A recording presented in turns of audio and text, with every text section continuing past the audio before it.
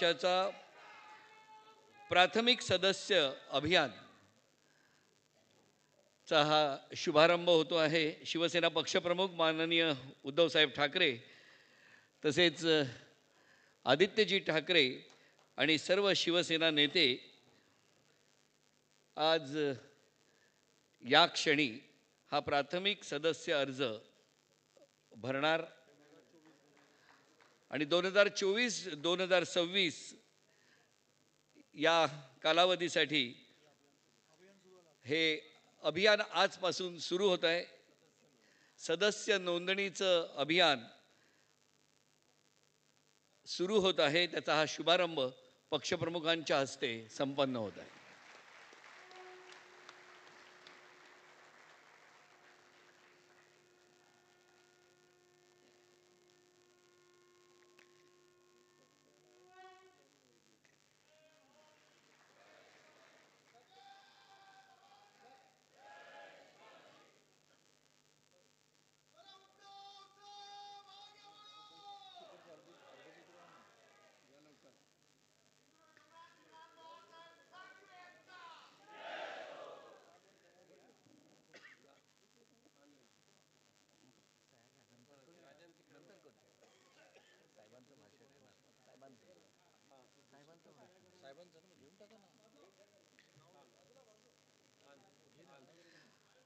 आणि आता ज्या क्षणाची आपण आतुरतेने वाट पाहत आहोत, शिवसेना पक्षप्रमुख आदरणीय उद्धवसाहेब ठाकरे यांचे विचार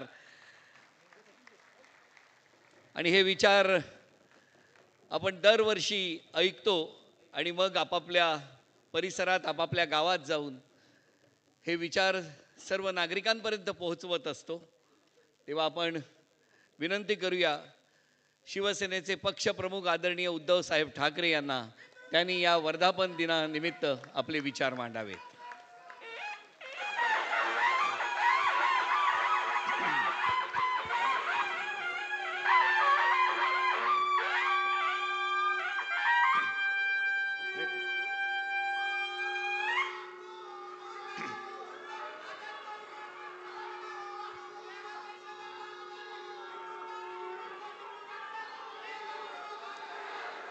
जमलेल्या माझ्या तमाम मर्द लढवय्या शिवसैनिक बांधवांनो, भगिनी आणि मातांनो,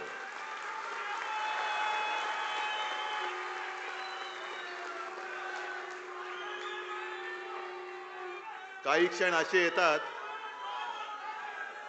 की त्या क्षणी भावना व्यक्त करणं कठीण असतं आणि तसाच आजचा क्षण आहे। लोकसभा निवडणुकांच्या निकालानंतर आपल्या शिवसेनेचा वर्धापन दिनाच्या निमित्ताने होत असलेला पहिला जाहीर कार्यक्रम आहे। मी सर्व शिवसैनिकांना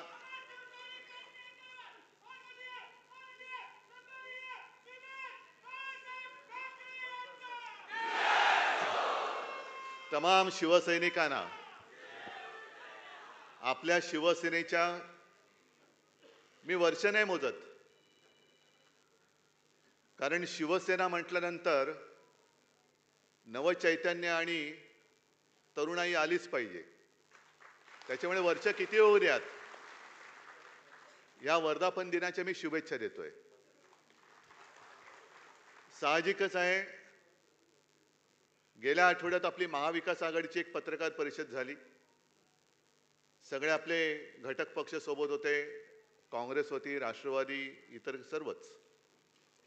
त्याच वेळेला मी सर्वांना धन्यवाद दिलेच आहे, पण आज पुन्हा एकदा शिवसेनेच्या वतीने ज्या ज्या देशभक्तांनी महाविकास आघाडीला आणि शिवसेनेला मतदान दिलं, केलं, आशीर्वाद दिले, त्या सर्वांना, म्हणजे त्याच्यात माझे मराठी आलेच, हिंदू आलेच, दलितही आले, बौद्धही आले, मुसलमानही आले, ख्रिश्चनही आले, शीख सुद्धा आले, सर्व देशभक्तांना मी पासून धन्यवाद देतोय। दोन चांगले बॅट्समन आपण पाहिले। ओपनिंग बॅट्समन कडक होता, मधला बॅट्समन तुम्हाला माहिती आहे कसा होता. आणि अनेकदा माझी परिस्थिती ही शेवटचा जो कोण बॉलर असतो तो बॅटिंगला पाठवल्यानंतर कशी होते तशी होत झालेली आहे. म्हणजे आता रन झालेले आहेत, आता काय करायचं, मारायचा फटका, बसला बॉल तर बसला, बसला तर छकडा, नाही तर लकडा. पण लकडा कधी जाणार नाही, मारेन तो छकडाच मारेन. तुम्ही सर्वांनी माझं कौतुक केलेलं आहात. सगळं जे काही विजय झाला त्याचं श्रेय मला दिलेलं आहे. पण मी शून्य आहे. मी कधीही यशाचा मानकरी मीच आहे हे मी कधीही मानणार नाही. यशाचे मानकरी, यशाचे धनी हे तुम्ही आहात. कारण शिवसेना प्रमुखांनी 2 गोष्टी मला सांगितल्या. आत्मविश्वास, जे सर्वांना सांगत होते की आपल्यामध्ये आत्मविश्वास असेल तर जगाच्या कोपऱ्यात कुठेही जा, तुला मरण नाही. पण आत्मविश्वास आणि अहंकार याच्यामध्ये फरक आहे. आपल्यामध्ये आत्मविश्वास आहे, होय मी हे करू शकतो, मी यांना पाडू शकतो, हा आत्मविश्वास आहे. पण मी एकटाच हे करू शकतो, जगामध्ये दुसरं कोणीच करू शकत नाही, हा अहंकार आहे, जो मोदींमध्ये. निवडणुकीच्या निकालाचं विश्लेषण सुरू आहे.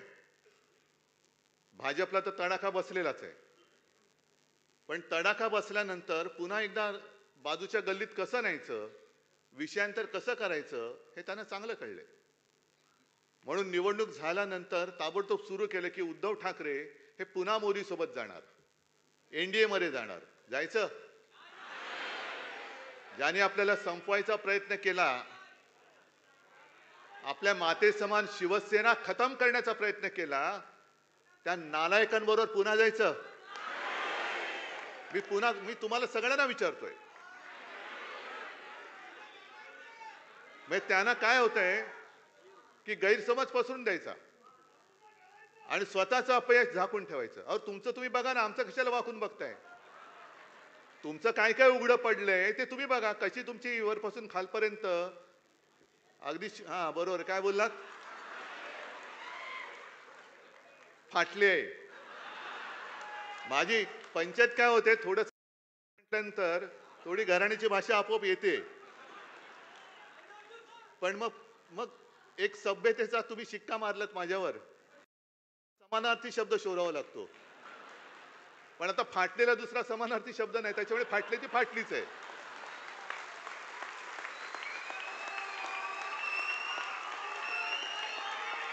तर ते नाही झाकून ठेवायचं. मग उद्धव ठाकरे एनडीएत जाणार. आता मध्ये कोणीतरी काढलं भुजबळ शिवसेनेत जाणार. मला प्रश्न विचारले, म्हटलं तुमच्याशी भुजबळ बोललेत? नाही. मी भुजबळांशी बोललोय? नाही. भुजबळ माझ्याशी बोललेत? मग कशाला तुम्हाला या नसत्या उचापात्या करायच्या आहेत?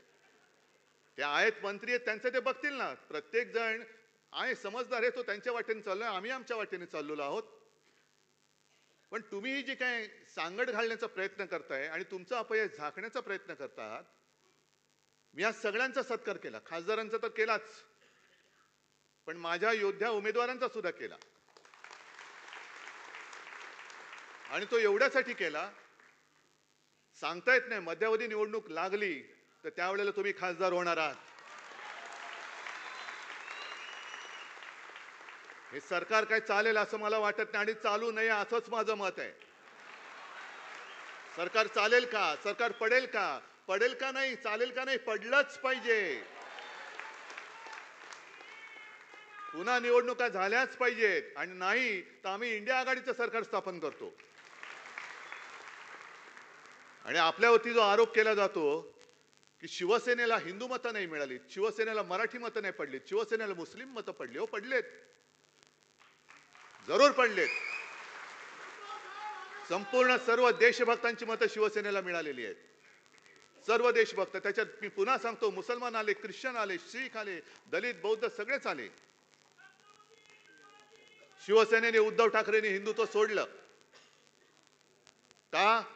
तर आपण काँग्रेस सोबत गेलो म्हणून शिवसेनेने हिंदुत्व सोडलं. आणि संजय, आता तुम्ही बोलले ते बरोबर, तिथे जे डोमकावळे बसलेत, आता डोमकावळा म्हटल्यानंतर पुढचे सगळे सोपस्कर आले, पिंडदान वगैरे. त्यांची कावकाव सुरू झालेली आहे. मी काय हिंदुत्व सोडले? वाटते तुम्हाला मी हिंदुत्व सोडले? पण केवळ आणि केवळ देशभक्त संविधान वाचवण्यासाठी आणि देशातली लोकशाही वाचवण्यासाठी सर्व देशभक्तांनी आम्हाला मतं दिली असतील तर आम्ही हिंदुत्व सोडले, आम्ही मुसलमानांच्या बाजूने लागलोय असं जर भाजप म्हणत असेल तर माझं स्पष्ट आणि ठाम मत आहे की नरेंद्र मोदी आणि भाजपाने सत्तेसाठी हिंदुत्व सोडलेलं आहे. हा माझा स्पष्ट आणि ठाम आरोप आहे. तुम्ही म्हणाले कसं? तुम्ही 2014 सालचा एनडीएचा फोटो बघा, 2019चा एनडीएचा फोटो बघा, कोण कोण होते त्याच्यामध्ये हिंदुत्ववादी. आणि आज जे त्यांच्या सोबत बसले चंद्राबाबू नायडू आणि नितीश कुमार, हे काय हिंदुत्ववादी आहेत? चंद्राबाबू नायडू आणि नितीश कुमार यांनी जो त्यांच्या निवडणुकांमध्ये आणि त्यांच्या राज्यात जो जाहीरनामा दिलेला आहे, नरेंद्र मोदींना आम्ही आव्हान देतोय की मोदीजी तुम्ही चंद्राबाबू नायडूंचा जाहीरनामा पूर्ण करणार म्हणून त्या आंध्रात जाऊन सांगा. काय त्या जाहीरनाम्यामध्ये चंद्राबाबूंनी तिथल्या मुस्लिम समाजाला काही वचनं दिलेली नाहीयेत? नितीश कुमारनी बिहारमध्ये काही तिथल्या मुस्लिम समाजाला काही आश्वासनं दिलेली नाहीयेत? आमच्यावरती जेव्हा तुम्ही आरोप करता त्यावेळेला तुमच्याच टोप्या घातलेले फोटो कितीतरी आहेत ना. हे बघा, हे सुद्धा मुस्लिम आहेतच ना. पण आमच्याकडे चोरीमारी नाहीये, कारण या मुस्लिम समाजाला माहिती आहे की शिवसेना वार करेल तर समोरून करेल, यांच्यासारखा पाठून वार करणारे आमची औलाद नाहीये.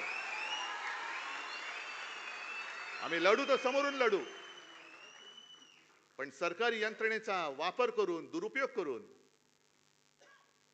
जसं आता काल संजय तुम्हीच तो अग्रलेख लिहिलाय, मध्ये आपले मिंदे बोलले होते की काही संस्थांनी, स्वयंसेवी संस्था आहेत ना त्याच्यात, विश्वंभर चौधरी आहेत, असीम सरोदे आहेत, निखिल वागले आहेत, अनेक युट्यूबर्स आहेत, त्यांनी लोकशाही वाचवण्यासाठी आणि संविधान वाचवण्यासाठी इंडिया आघाडी आणि महाविकास आघाडीला पाठिंबा दिला. त्यांना सुद्धा मी खास धन्यवाद देतोय. अनेक, हेमंत देसाई आहेत, रवीश कुमार आहेत, कितीतरी अशी मोठी यादी आहे, ध्रुव राठी आहे, अनेक जण आहेत. या सगळ्यांनी आम्हाला मतदान करण्यासाठी म्हणून प्रचार केलेला आहे. मग मिंदे जे बोलले की शहरी नक्षलवाद,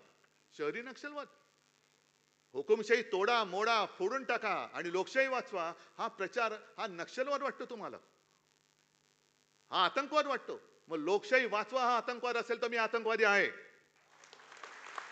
देश वाचवा, देशाचं संविधान हा आतंकवाद असेल तर मी आतंकवादी आहे. पण तुमचे जे बापजादे दिल्लीत बसलेले आहेत, मोदी आणि शहा, ते सरकारी यंत्रणेचा दुरुपयोग करतायत. आमच्या कार्यकर्त्यांच्या घरी तुम्ही ED, income tax, CBI, police पाठवता. एक गद्दार जो अमोल तुझ्या इकडे ज्यांनी विजय ठापला, तो स्वतः निर्लज्जपणाने सांगतोय की काय करू, माझ्यासमोर मार्गच नव्हता, एक तर तुरुंगात जा नाही तर आमच्याकडे या. भ्रष्ट माणूस. दम दाट्या करून, तुरुंगाची भीती दाखवून तुम्ही पक्षामध्ये घेता, सरकार पाडता, पैशाचा लालूच दाखवता. हा तुमचा नक्षलवाद नाही तर दुसरं काय आहे? हा तुमचा जो काय सरकारी, हा शासकीय नक्षलवाद आहे का? हा नक्षलवादच आहे. सत्तेचा दुरुपयोग करणं, विरोधी पक्ष तोडून टाकायचे, फोडून टाकायचे, चांगली सरकार चाललेली पाडून टाकायची आणि स्वतःच्या पक्षात घेऊन त्यांना मंत्रिपद द्यायची, हा शहरी नक्षलवादापेक्षाही भयानक, हा लोकशाहीची हत्या करणारा हा नक्षलवाद आहे. नक्षलवादी तुम्ही आहात. आमच्यावरती जेव्हा तुम्ही बोटं दाखवता तेव्हा तुमचं कर्तृत्व जे आहे हे काही लोकांनी बघितलं नाही अशातला भाग नाहीये. जनतेने सगळं बघितलेलं आहे, म्हणून एवढं सगळं केल्यानंतर सुद्धा जनतेने आम्हाला मतदान केलेलं आहे. आणि मी मिंद्यांना सांगतोय, भाजपला सांगतोय, जे भास्करराव तुम्ही आणि संजय राऊत तुम्ही बोललात, मी आज त्यांना पुन्हा एक आव्हान देतोय, जर तुम्ही षंढ नसाल तर शिवसेना प्रमुखांचा फोटो न लावता, माझ्या शिवसेनेचं नाव न लावता, धनुष्यबाण न लावता माझ्यासमोर निवडणूक लढून दाखवा.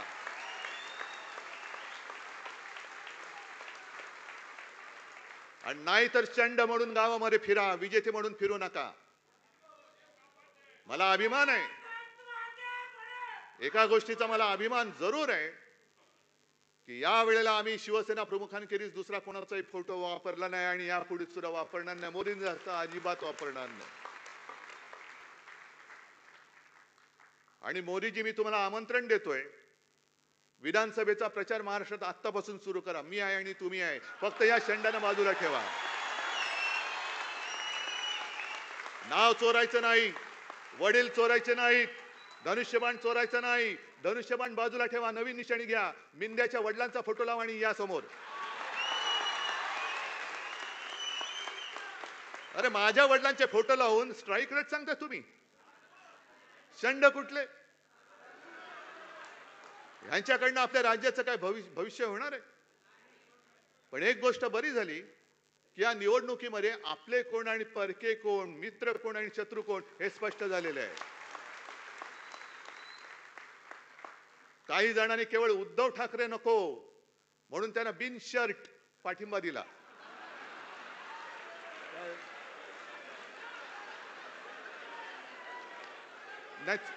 बिनशर्त. अरे उघड पाठिंबा म्हणजे बिनशर्त.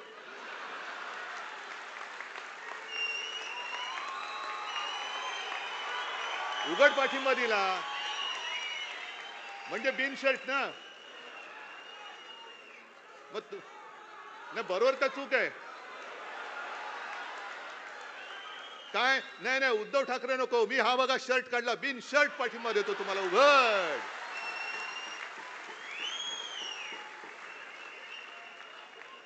काही जणांनी भाजपला विरोध करण्याचं नाटक करून, ढोंग करून पाठिंबा दिला, लढण्याचं नाटक करून केलं.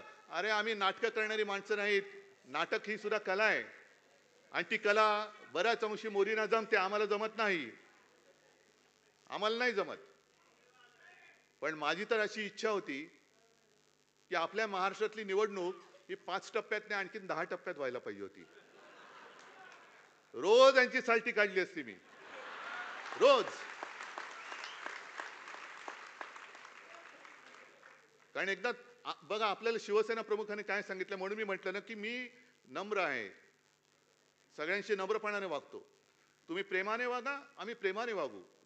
पण जर पाठीत वार कराल तर आम्ही वाघ नखं काढू, आम्ही वाघ नखं काढू. आता मुनगट्टी वार, ज्यांचे नखं उपटले चंद्रपूरमध्ये, ते लंडनमध्ये पुन्हा वाघ नखं आणायला चाललेत. अहो कशाला त्या छत्रपतींचा तुम्ही अपमान करताय? कशाला अपमान करताय? एक तर तुमची पात्रता नाही, गद्दार मानसिकतेची तुम्ही, भगव्याशी बेईमानी करणारी अवलाद तुमची. संपूर्ण महाराष्ट्रामध्ये आणि देशामध्ये माझा हा छत्रपतींचा भगवा असतो, त्याच्यावरती कोणतं सिम्बॉल नव्हतं, काही नव्हतं, पण त्या भगव्यामध्ये तुम्ही भेद केला. कुठलं काय यांचं चिन्ह छापा, कुठलं काय. म्हणून मी तुम्हाला सांगतोय, आपल्या भगव्या झेंड्यावरती आपलं चिन्ह टाकायचं नाही. आपला भगवा पवित्र शिवरायाचा भगवा आहे, तो भगवाच असला पाहिजे. मशालीचा प्रचार वेगळा करा, मशालीचा प्रचार वेगळा करा. मशाली आपली धगधगती मशाल आहेच, पण छत्रपतींच्या भगव्याला कलंक त्यांनी लावण्याचा जो प्रयत्न केलेला आहे, त्यांना आपल्याला गाडायचंय. म्हणून छत्रपतींच्या भगव्याला आपली मशाल किंवा दुसरं कोणतेही चिन्ह टाकू नका. आपला शिवसेनेचा भगवा भगवाच असला पाहिजे. एक आपला भगवा दिसल्यानंतर हा कोणाचा भगवा? अरे कोणाचा भगवा? हा छत्रपतींचा भगवा, शिवरायाचा भगवा, हिंदूंचा भगवा, मराठी माणसाचा भगवा, महाराष्ट्राचा भगवा, वारकऱ्यांचा भगवा आहे, साधू संतांचा भगवा आहे. त्यावेळेला कोणी असं केलं होतं? तुकाराम महाराजांचा भगवा वेगळा, ज्ञानेश्वरांचा भगवा वेगळा? नाहीच, भगवा भगवा आहे. आणि मशालीशी साधर्म्य असणार आहे. जसं ती एक ज्वाळा दिसते भगवा फडकताना, मशाल दिसते, तीच मशाल घेऊन आपण यांच्या बुडाला आता आग लावलेली आहे. तीच मशाल आहे आपली.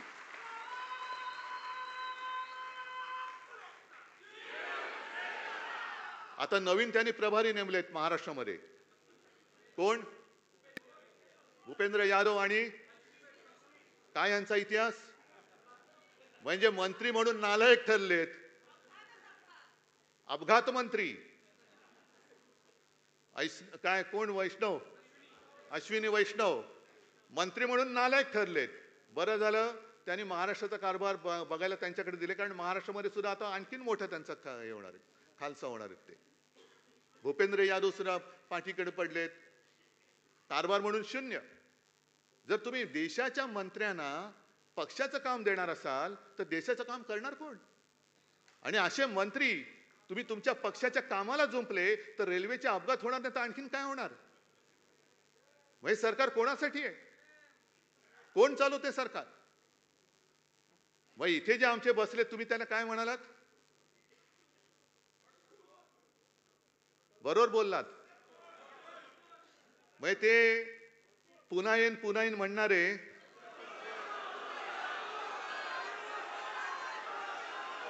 आता काय म्हणतात माहितीये? जाऊ द्या ना घरी, आता वाजवले ना 12. आता जाऊ द्या घरी, जाऊ द्या, वाजवले की 12 तुमचे. म्हणजे 12 वाजले आता जाऊ द्या. ते बोलतात नाही 12 बज गया और सत्यानाश करो. काय कोणाची महाराष्ट्राची काय नाळ जोडलेली नाही, काही जोडलेलं नाहीये. कुठे काय झाल्यानंतर जबाबदारी घ्यायची कोणाची ताकद नाहीये. असं हे सगळं सरकार चाललेलं आहे. त्याच्यामध्ये आणखीन आता विधान परिषदेच्या निवडणुका आल्यात. एक पदवीधर शिक्षक, मुंबईच्या दोन्ही आपण लढतो, मला दोन्हीच्या दोन्ही विजय पाहिजेत. नाशिक शिक्षक लढतोय, मला नाशिक शिक्षक सुद्धा यावेळेला जिंकून पाहिजे. आता लढाई सुरू झालेली आहे. आता थांबायचं नाही. आता शेवटचा विजय मिळेपर्यंत थांबता येणार नाही आपल्याला. पण त्याच बरोबरीने आणखीन 11 विधान परिषदेच्या जागांची निवडणुकीची घोषणा झालेली. 11 ज्या आमदारांच्या मतांवरती निवडून येणार. मला सुप्रीम कोर्टाला एक विनंती करायची की किती तुम्ही अंत बघणार आहात? अपात्रतेचा निर्णय जो शिवसेनेच्या बाबतीत तुम्ही खोळंबून ठेवलेला आहे, राष्ट्रवादीच्या बाबतीत ठेवलेला आहे, ते 40 आमदार जर का अपात्र झाले तर ही निवडणूक होऊ शकेल का? आणि यांच्या अपात्रतेबद्दल टांगती तलवार असताना ही निवडणूक होऊ कशी शकते? मग आता हे काय सांगतील, निवडणूक प्रक्रिया सुरू झाली. प्रक्रिया सुरू केलीच कशी? झालीच कशी? अपात्र आमदार, गद्दार आमदार हे मतदान करू कसे शकतात? न्याय मिळाला पाहिजे, बरोबर आहे. पण न्यायालय जर का विलंब लागत असेल तर मी मागे सुद्धा बोललो होतो, शिवाजी पार्क वरती बोललो होतो, अरे रुग्णामध्ये जोपर्यंत जीव आहे तोपर्यंत त्याला औषध द्या. श्वास सोडल्यानंतर ऑक्सिजन घेऊन धावत धावत आला, शेवटी न्याय मिळाला. अरे मेला तो, मेला आता तो. मग काय करायचं? त्याच्या कबरीवर व्हायचंय नुसतं तुमचा नाही? काय करायचं काय? ही लढाई ही केवळ कोणाची वैयक्तिक लढाई नाहीये. ही लोकशाहीची लढाई आहे, संविधानाची लढाई आहे. अरे एक लढाई आम्ही जनतेच्या न्यायालयामध्ये जिंकलेलो आहोत. पण सर्वोच्च न्यायालयाकडे आता आमची एक प्रार्थना आहे, अपेक्षा आहे की तुम्ही ही लोकशाही इकडे खतम करायला निघालेले आहेत. जनतेने जाग दाखवलेली आहे, तुम्ही तुमची जाग दाखवणार आहात की नाही? का प्रत्येक वेळेला तारीख पे तारीख काय सनी देओल बसलाय? किती काळ बघायचंय? आणि ह्या सगळ्या गोष्टी बघितल्यानंतर म्हणून मी जे म्हटलं की सरकार पडलंच पाहिजे. कारण आपल्यावरती जे आरोप करायचे की शिवसेना, काँग्रेस आणि राष्ट्रवादी ही नैसर्गिक युती नाहीये. म्हणजे काय झालंय? नैसर्गिक आणि अनैसर्गिक म्हणजे काय नेमकं? देवेंद्रजी तुम्ही सांगता का आम्हाला? तुम्ही जे काय आता तिकडे सगळं करून ठेवलेलं आहे त्रांगडं, जे तुम्ही मला नागपूरच्या अधिवेशनामध्ये सांगितलं होतं, काय ते काट्याच्या आणीवर बसली 3 गावे, बरोबर ना? 2 ओसाड 1 बसेसची ना. आता ऐका, तुम्ही तुमचं रेकॉर्ड केलेलं असेल ते स्वतःला लावून ऐका. तुमचं एक तरी गाव बसलंय का? बरं, पंतप्रधानांनी दत्तक गाव योजनेत तरी तुमचं गाव बसलंय का? गाव दत्तक घेऊन सुद्धा तुमची गावं बसत नाहीयेत. आणि तुमची जी आता झालेली आहे चंद्राबाबू आणि नितीश कुमार यांची युती ही नैसर्गिक आहे की अनैसर्गिक आहे? कारण नितीश कुमार म्हणाले होते की आम्हाला, जसं मी म्हणतो की मला भाजपा मुक्त राम पाहिजे, तुम्हाला मिळाला. तसं नितीश कुमार बोलले होते की संघमुक्त भारत. तो नितीश कुमार तुम्ही त्याचं मानाचं पान ताट सगळं वाढून तुम्ही त्याच्या बाजूला बसलायत तुम्ही. दुसऱ्या बाजूला चंद्रबाबू नायडू, ज्या चंद्रबाबूंना मोदी म्हणाले होते युटन बाबू, आणि चंद्राबाबू मोदींना म्हणाले ते हे तर अतिरेकी आहेत. मग मिंदे तुम्ही सांगा, चंद्राबाबू मोदींना अतिरेकी बोलले होते, मग तुमचा काय शहरी नक्षलवाद नेमका आहे कुठे? हे हिंदुत्ववादी आहेत का? ते मांझी बोलले होते की राम आणि कृष्ण हे काल्पनिक आहेत. दुसरं कोणी बोलला तर काय आगडोंब उसळला असता. भाजपनी पूर्ण त्यांचे काय चपला मारल्या असत्या, जोडे मारले असते, प्रतिमा जाळल्या असत्या. पण आता बसलेत ओ मांझी रे करत गाणं आहे ना, घेतलेत बरोबर सगळे. हे असे सगळे ज्यांचा विचाराचा पत्ता नाही, काही त्याला हिंदुत्वाचा आधार नाही, आणि तुम्ही आम्हाला हिंदुत्व शिकवायला निघालात. अहो, हिंदुत्व माझ्या आजोबाने आणि माझ्या वडिलांनी मला भरपूर शिकवलेलं आहे, आणि त्यांच्या मार्गावरती मी पुढे हिंदुत्व घेऊन जातोय. त्यांच्या मार्गावरती मी हिंदुत्व घेऊन जातोय. तुमचं बुरसटलेलं हिंदुत्व मला मान्य नाही. आमचं हिंदुत्व हे तेजस्वी आहे, सुधारणावादी आहे. गोमूत्रधारी हिंदुत्व आम्हाला मान्य नाही, हे मी ठामपणाने सांगतोय. शेंडी जानव्याचं आणि देवळात घंटा बडवणारं हिंदुत्व आम्हाला मान्य नाही, जे माझ्या वडिलांनी मला शिकवलेलं आहे.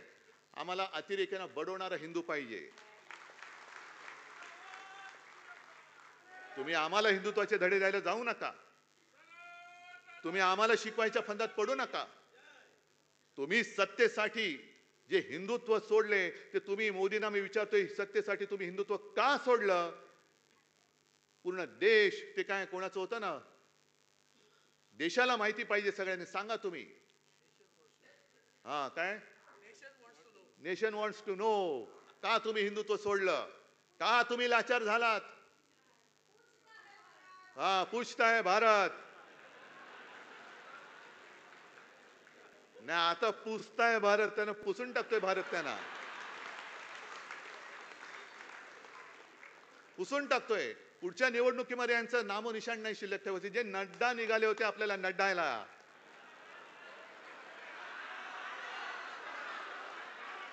की फक्त भाजपा शिल्लक राहील. नड्डाजी, नड्डा संभाल के रखो.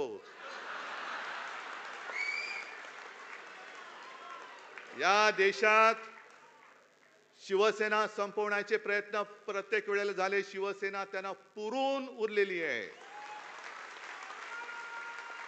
त्याच्यामुळे मी भारतीय जनता पक्षाला सांगतोय, जे मगाशी थोडंसं राहिलं, शिवसेना प्रमुखांनी जे मला सांगितलं की आत्मविश्वास आणि अहंकार यातला फरक लक्षात ठेव. आणि म्हणून मी एक जुनी आठवण, आदित्य तेव्हा शाळेमध्ये होता आणि शेतकऱ्यांचं आंदोलन आपलं चाललं होतं, देता की जाता. दिवाकरजी, आपण सगळे, विनायकजी वगैरे सगळे नेते आपण नागपूरच्या सभेत होतो. आपण घरी मातोश्रीमध्ये ठरवलं, विनायक राऊत वगैरे सगळे आले होते. मी म्हटलं आपण पूर्व विदर्भापासून सुरू करूया.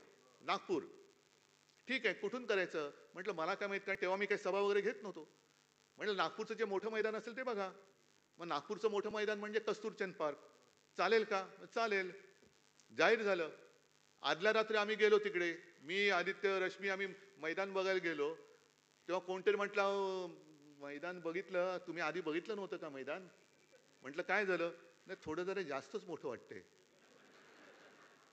दुसऱ्या दिवशी सकाळपासून जे तिकडे रीग लागली, आदित्य जाऊन खिडकीत बघायचा आणि मला येऊन सांगायचा, बाबा आजची तुझी सभा सॉलिड होणार आहे.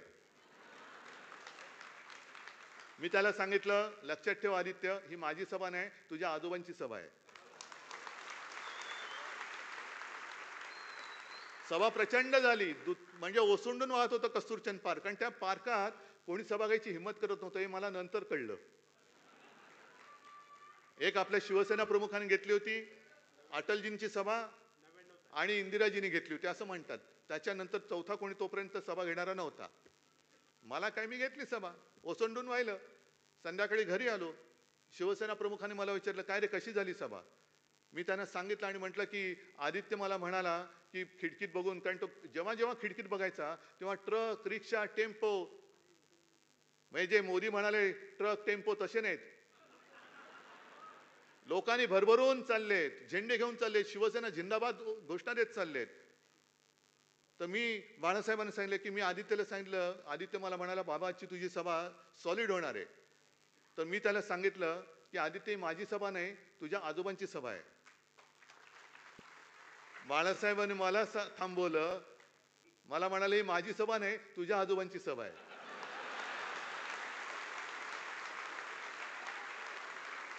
आणि मला म्हणाले एक लक्षात ठेव उद्धव, ज्या वेळेला तुझ्या डोक्यात तू कोणीतरी आहेस अशी हवा जाईल त्या क्षणी तू संपलास.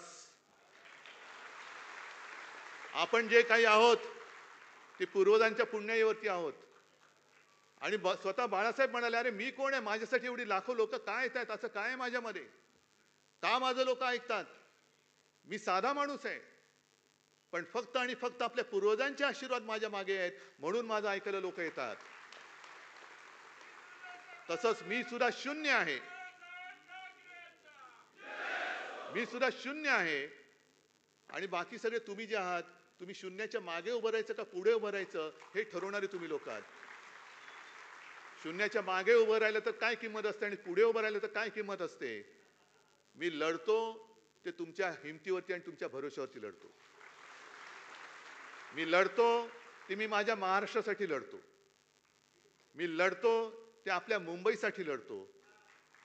आणि मी लढतो तो देशभक्तांच्या न्याय हक्कासाठी लढतो.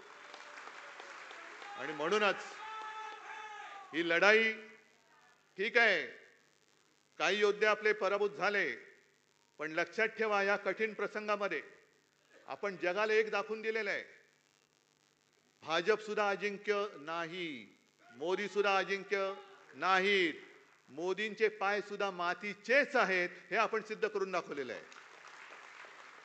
आणि जेव्हा इतिहास लिहिला जाईल तेव्हा ओमराजे तुझं एक वाक्य मी सांगतोय.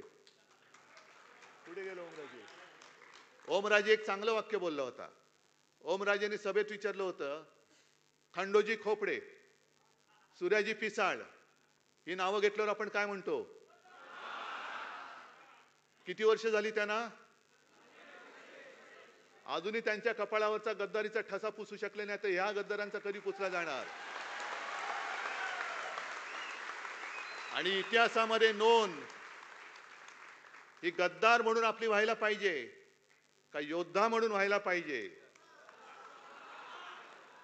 मी म्हणेन हार जीत होत असते, निवडणूक हारलो तरी उद्या जिंकेन, पण जर हिम्मत हारलो तर पुन्हा जिंकू शकणार नाही. मी हिम्मत हारणार नाही, मी हिम्मत तुम्हाला हारू देणार नाही. काही ठिकाणी निवडणूक जरूर हरलो असेल, जिवारी लागलाय माझा पराभव, पण हा पराभवाचा वचपा मी तिथे विजय मिळवून दाखवल्याशिवाय राहणार नाही ही शपथ घेतो आणि आपली रजा घेतो. जय हिंद, जय महाराष्ट्र.